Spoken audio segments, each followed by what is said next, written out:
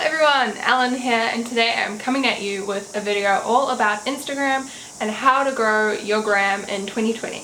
A couple of years ago, my own Instagram really did plateau. I literally did not increase in followers for about a year. And I understand the struggle of wanting, putting lots of content out there and it not really getting any sort of engagement, any sort of increase in followers. So that is what I'm going to help you with today. I have curated 5 top tips for 2020, and these have all been pulled from my new private coaching program, which I have just launched today if you're watching this video on the day that it went live. I'm going to talk a little bit about my coaching program at the end of the video, so if you want to work with me in a one-on-one 6-week program, then stick around till the end. But for now, we're going to get things kicked off with the very first tip for growing your Instagram in 2020. Tip number 1 is writing engaging captions. Now, my background is actually in journalism. That's what I studied at university, and that's also what I spent 3 years doing in my corporate job before I quit that and launched my social media marketing agency full time.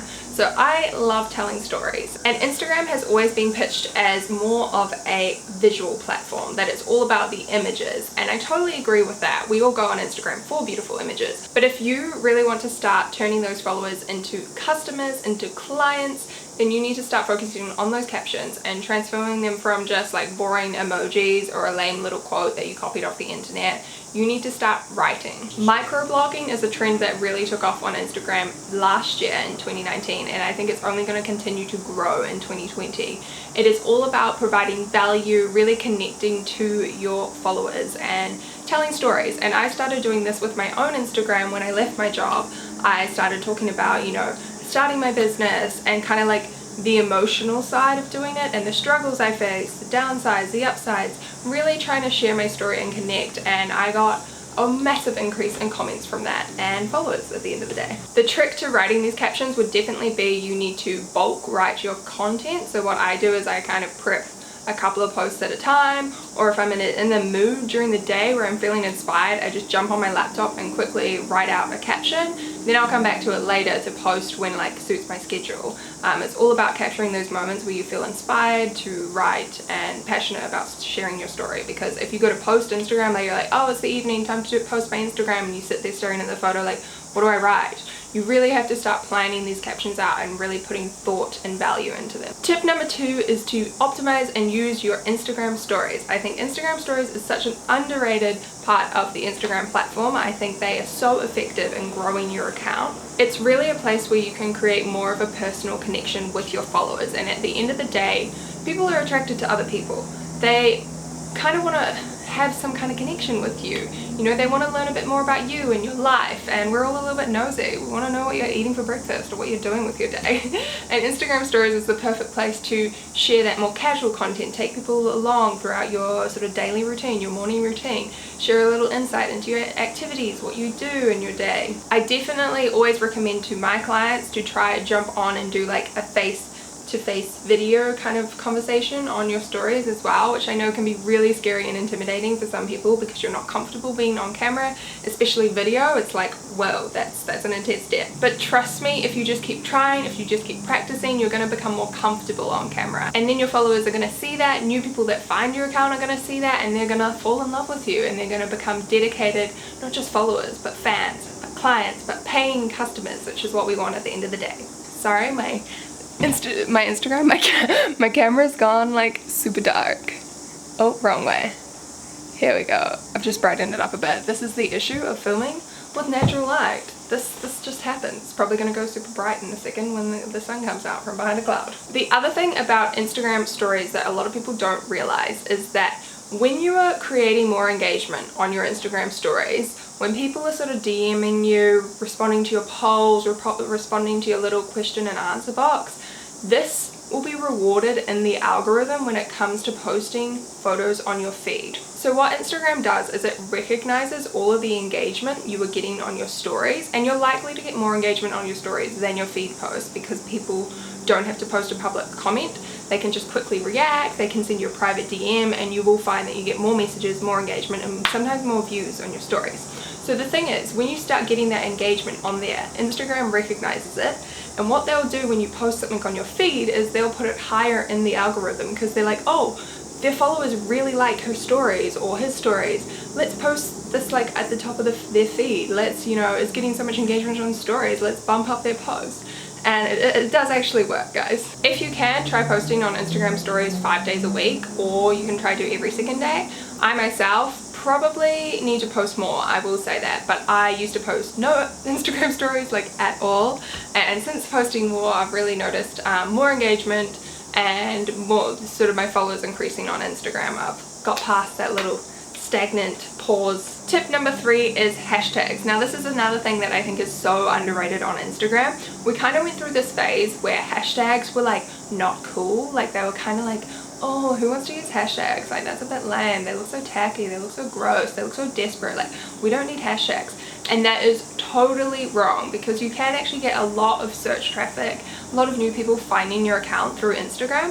One of my clients, when I started working with her, she had under 200 followers on Instagram. She's a product-based business, and when I started researching more hashtags she could use, finding things within her product kind of like niche and where her community was, we put up a post and it reached almost 2,000 people, and she had under 200 followers.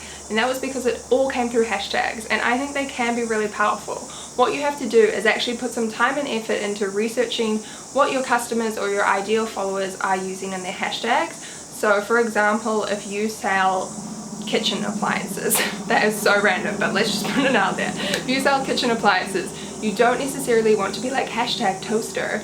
You want to find some like more niche groups about like home decor or interior decorating. And what I like to do is I search for these on my like desktop, laptop, computer, and when you put in a hashtag there, it will actually come up with like a whole bunch of like suggested hashtags that are linked in the same genre. So that is a super easy way you can get some ideas for your hashtags, and I just think it's so important.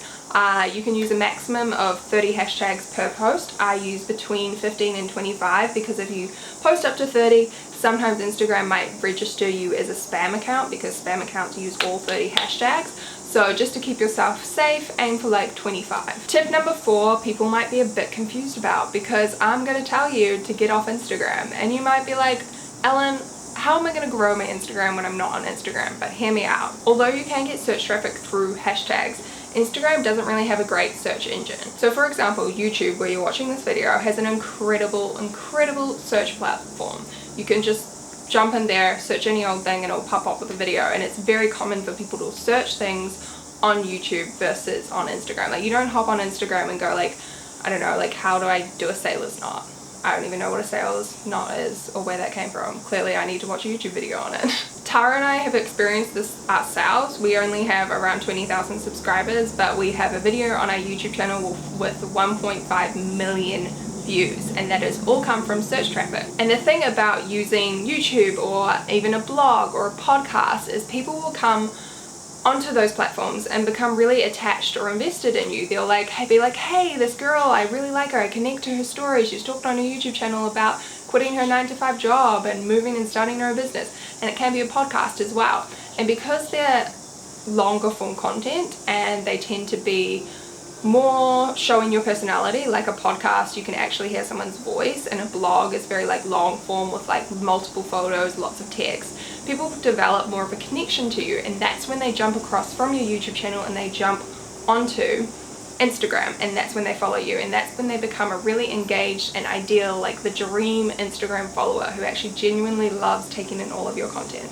The other option, if you don't want to start your own blog, YouTube channel, or podcast, is to actually just get out and go to real life networking events. This has been really effective for me, going to these like local little like women in business events and like networking with people. We all jump on Instagram and follow each other, and because you've met someone in real life, you have more of a personal connection to them, and again, you're more likely to actually follow them and engage with their story. You're not just going to like follow them and then a week later be like, oh, I don't like their photos anymore, I'm going to unfollow. It's all about developing that connection. One of my clients, who is a service-based business, they went and hosted, they were actually invited to host an event, and they did 2 in the same day. One was for an activewear company and one was for a really massive retailer here in New Zealand. Their Instagram, I mean, this was only a few days ago, so it's still increasing, but within 2 days they'd gained 250 new followers. In the 2 months previous that we'd been working together, she'd gained 100. So in a space of 2 days, she gained like double the usual amount of followers.